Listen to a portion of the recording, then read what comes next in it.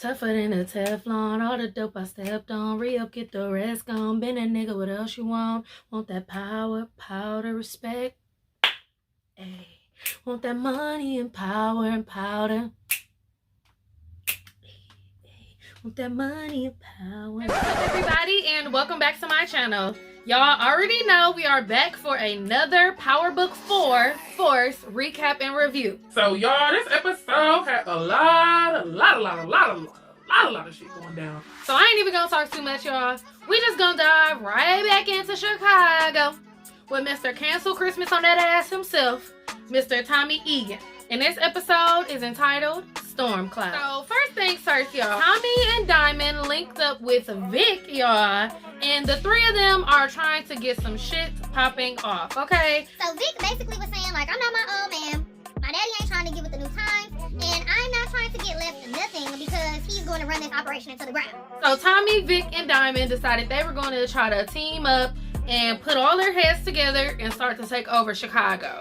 So their first attempt at taking over something was taking over the Yardies territory. So they were the people that were in the junkyard. Tommy had already got into it with these people once already earlier in the season. But they decided that it was easy enough territory to try to take over.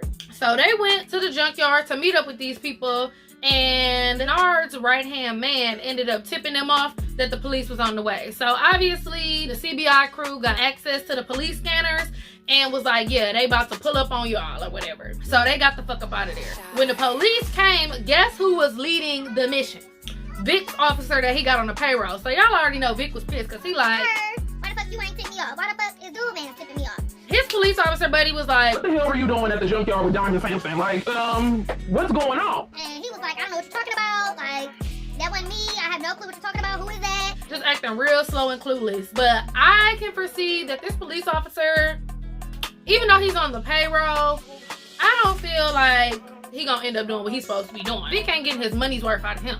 Because there's no reason why you should be out doing deals and your man's is the one pulling up. After all that happened, obviously the beans were spilled that Diamond, Vic, and Tommy were all working together. And, you know, their organizations weren't happy. Denard definitely plans on pushing Diamond out. And he was saying that at the end of this, all of his people were going to end up following him. He was saying he didn't put 15 years into this game, building up everything, letting his whole life go to the side, putting off his own dreams, ruining his own life to build this up to have it be taken away. So he's not with that, and it does seem like Jannard ready to go to war with his brother over this shit. Diamond don't know Jannard a cokehead, and we gonna get into that now. So Jannard is a cokehead. He was supposed to be watching Liliana while Tommy and them went out and did they shit. Liliana and Jannard got some sort of history. He owed her 8 bands. She was supposed to be cutting some dope for him, and I guess he kept trying to fuck her, and, you know, she wasn't having it, so she left mid-job. He never paid her. So by the end of, you know, their time together, he did pay her money.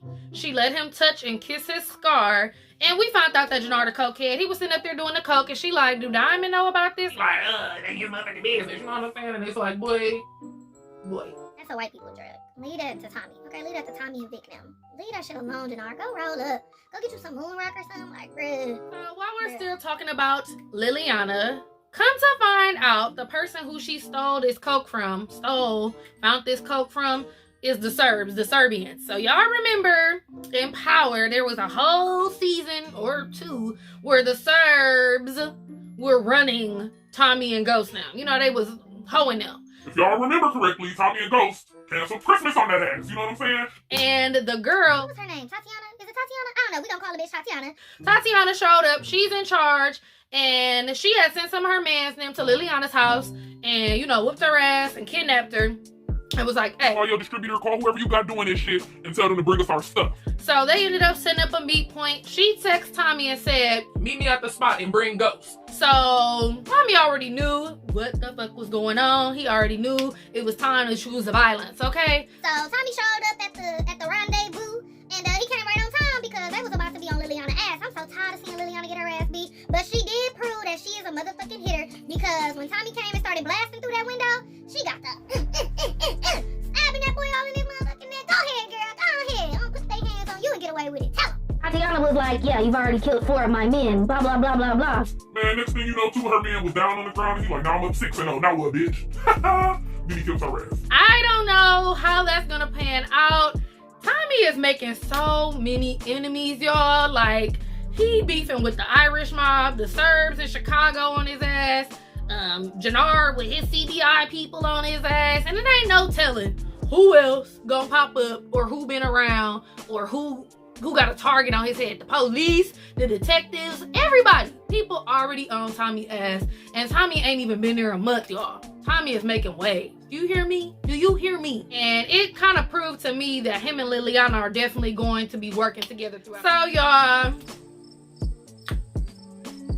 during this episode, Tommy went and met JP's dad. And y'all know I kept saying, like, I don't even think this man exists because we're this sick ass man and blah, blah, blah. Okay, he exists, y'all. He exists. He exists. Unless he undercover too. I can ride this theory to the end if I want to. I really could. I can make it make sense. JP is really still the police. His daddy, you know, they done got him a sick man. Okay, whatever. He ain't the police, y'all. He ain't the police. But I still don't trust him. I still don't trust this nigga JP. Something is not right. It's just all way too convenient still for me. I don't trust it. So anyway, JP's dad don't trust Tommy. He like, anybody who was raised by Kate, something fucking wrong with your ass. And JP was like, yeah, I told him you were about a 7 on the, you know, scale of unstable or whatever. But you could just tell that JP daddy, he ain't fucking with Tommy. He's not fucking with Tommy. So now, something that was very weird to me regarding JP, we knew that JP's son was the one blasting out his front windows to his club or whatever. But during this episode, Jannard called JP's son into the barbershop. What was that dude named? D-something? D-Mac? We don't call him D-Mac. Called D-Mac into the shop and was like, I need you to get some smart niggas together and I need you to do something for me. So they had already been blasting out the windows to that club. So that couldn't have been what Jannard was asking him to do. I don't know if that got anything to do with that. But they did go back to that club and, you know, go out there to shoot it up.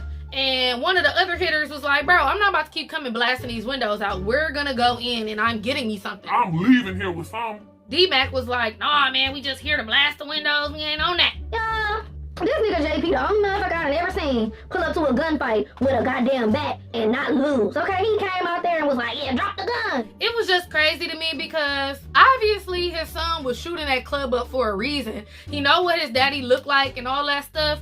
And when he seen him, he like acted like he didn't know that was him.